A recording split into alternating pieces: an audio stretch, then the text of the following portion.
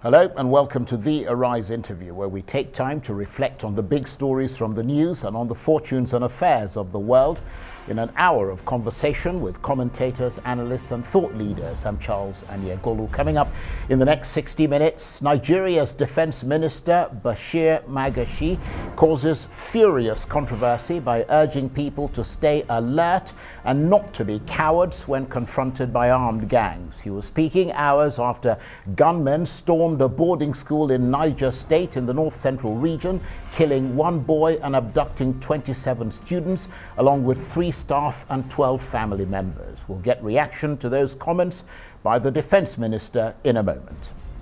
And later, Cuba, the communist-run Caribbean island, is soon to launch the 3rd phase of clinical trials on its own coronavirus vaccine produced by the country's scientists. The government hopes the vaccine will not only end Cuba's COVID-19 crisis, but become an important source of revenue for the country, which is suffering under punishing U.S. sanctions. We'll speak to the Cuban ambassador to Nigeria, Clara Pulido, about that and the prospect of a rapprochement with the Biden administration.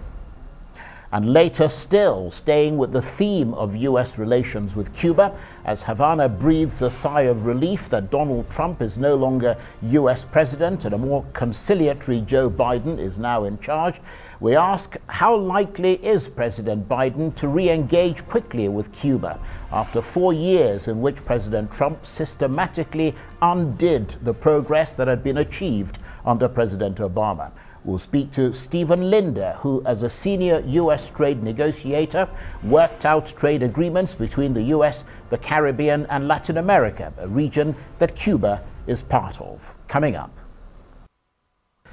Don't be cowards when attacked. Those are the words of Nigeria's Defense Minister Bashir Magashi, who was speaking hours after gunmen stormed a boarding school in Niger State in the north-central region, killing one boy and abducting 27 students, along with 3 members of staff and 12 of their relatives. The minister was urging people in communities that are under attack to stay alert and not to be cowards when confronted by armed gangs. The minister questioned why people were scared of the gangs, saying that at times they didn't have much ammunition.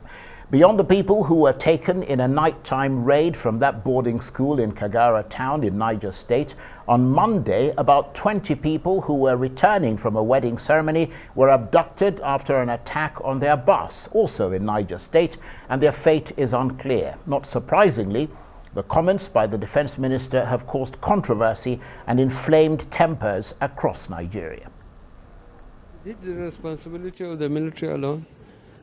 It's the responsibility of everybody to keep alert and find safety when necessary. But we shouldn't be cowards.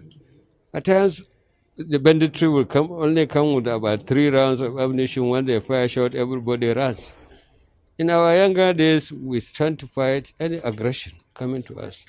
I don't know why people are running away from minor, things like that. They should stand and let these people know that even the villagers, they have the competence and capability to defend themselves. But our own duty is to ensure no Nigerian is hurt, and we're capable of protecting the integrity of this nation. And we will continue to do it, even though we are so strong. And that's the Nigerian Defense Minister there, Bashir Magashi. Well, for more on this, I'm joined now in the studio by the former Commissioner of Police for the Federal Capital Territory of Abuja, Lawrence Alobi. Thank you very much indeed for coming in. Thank you for having me. You're welcome. So people who are suffering from destructive and injurious action, who are unarmed, should stand up to gunmen and take whatever comes their way. What's your reaction to that? First and foremost, it's actually very disturbing and embarrassing that what is happening in the country is very disturbing and embarrassing. Every Nigerian should be concerned, from Mr. President to the least person in this country, because crime is a transaction against the people, and the government, in line with Section 14 of the Constitution, provides that the primary purpose of government is security and well-being of the citizens. Then what the Minister for Defense also said, to a large extent, is in line with Section 24 of the Constitution, provides that it's a constitutional duty of every Nigerian citizen to assist the agents in maintaining law and order. But again, in this country, we are always concerned about our rights. Every human right, activist right, human right, everyday lawyers, human right. We're never concerned about our obligations as citizens, our duties as citizens. You know, because when there's a right, there's a corresponding obligation. What he has said to that extent, like I said, it's line 24, section 24E of the Constitution, which says that citizens should assist security agencies with information and other ways. But saying that they should arise to defend themselves, I don't know. You see, we need to understand the reality on ground. These people are coming with sophisticated weapons, AK-47, very dangerous weapons. Then an unarmed civil citizen, an armed villager in his village. How does he defend himself? And of course, it's particularly perceived as insensitive because in this latest attack on a boarding school in Kagara in Niger State, a student was shot dead. And the reports that we're hearing, although they are unconfirmed, is that he tried to resist and he was shot on the spot. And so the insensitivity of that comment in light of that development is particularly worrying, isn't it? You see what you just said now, even armed robber, when an armed robber attacks you, if he asks you to give him, hand over your money to him, he wouldn't hurt you. If you try to resist, of course, he wants you. So, and I would actually think that he wants to destroy. What more the bandits who are all there to destroy? Absolutely. I would think that the advice of the police and the advice of the defense minister is do not resist. If they come at you with a gun, do what they ask you to do. No, again it says, the scripture says, heaven help those who help themselves. Well, not in this context. No, I agree. Let me say, what we can now do, now that we know the reality on ground, what is the government and people of Nigeria going to do to prevent and to defend the citizens? Since the government itself alone cannot defend the citizens, now there won't be a plan B. I would strongly recommend that they should amend our Firearms Act, and each state government should ensure that committee procure some, at least they procure some pump actions and distribute to the villages and form groups that will now protect their community. Well, but you see, in traditional policing, before the establishment of the modern police in Nigeria, in communities we used to protect them. You have young men or get themselves organized, age grades, to get themselves make sure they protect their communities. That can be done because now it is the citizens are the prime beneficiary of a safe and secure environment. Now that it's no longer safe, they also have to do something. That will make sure that, like you said, you defend yourself. When you defend yourself with bare hands, the government has to look for a plan B. But I suppose the caution on the part of the government is that whilst you're looking for plan B, you could be paving the way for, horror number C.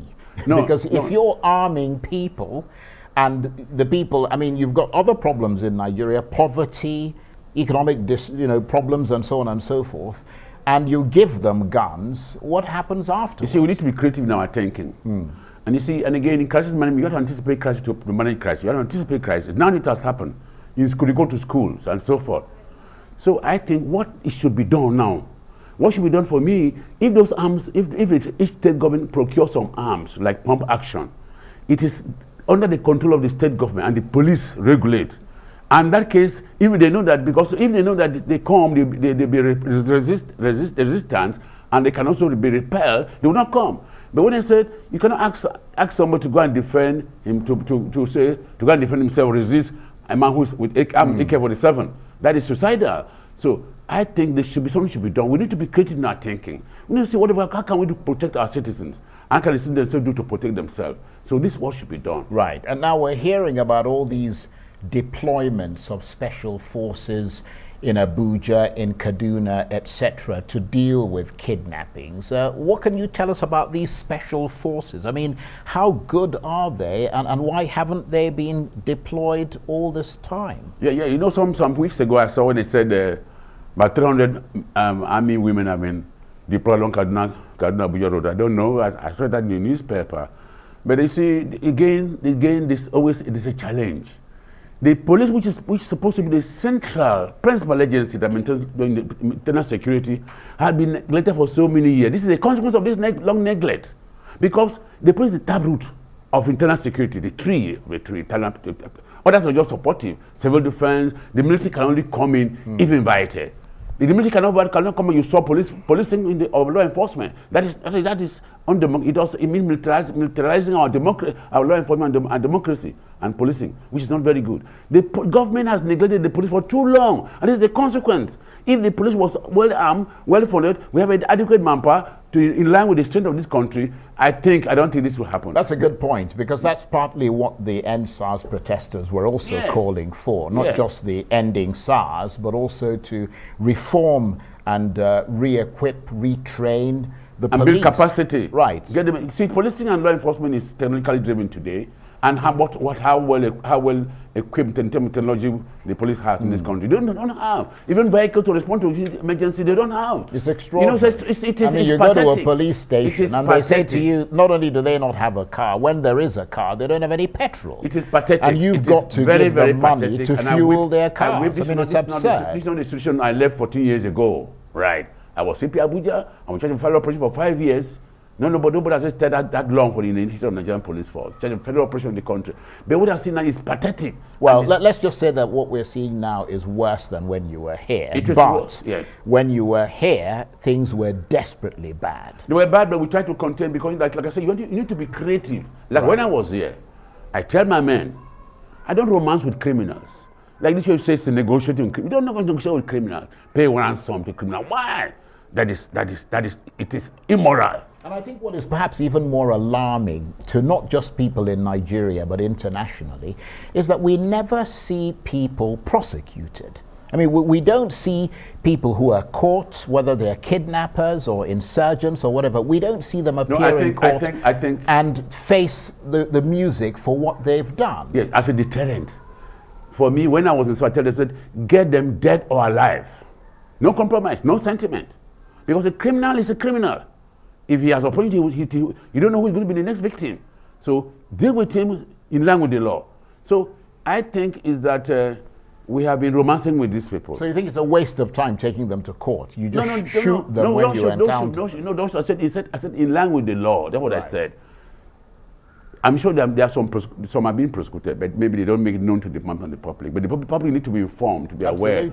So that is what will also build confidence and build trust that, things are happening. But the way it is now, like I said, is pathetic. Right. Meanwhile, simmering tensions between different ethnic groups in the country. Last weekend, 10 people reportedly killed in clashes between the Yoruba and the Hausa traders in Ibadan, while an investigation has been launched. What do you reckon is fueling this inter-ethnic tension, violence in Nigeria? What's igniting that?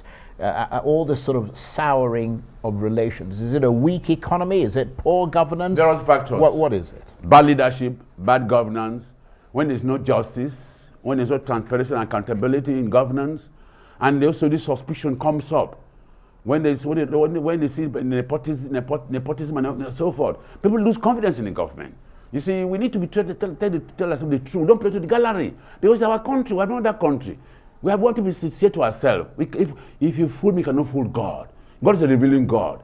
And we know that things are really bad. We don't play to the gallery. Let's face things squarely in line with the latest on ground. Okay, we've got about... we need to develop confidence. Every Nigerian the government should think that how to heal the wound. Because we have been so fragmented into ethnic lines, and that is too dangerous for our stability. I want to thank you very much indeed, Lawrence Alobi, former Commissioner of Police for the Federal Capital Territory of Abuja. Thank you very much. Thank you for having me. You're watching The Arise interview. Plenty more still ahead, including the Cuban ambassador to Nigeria talks to us about the country's new COVID vaccine and about US-Cuba relations. Stay with us.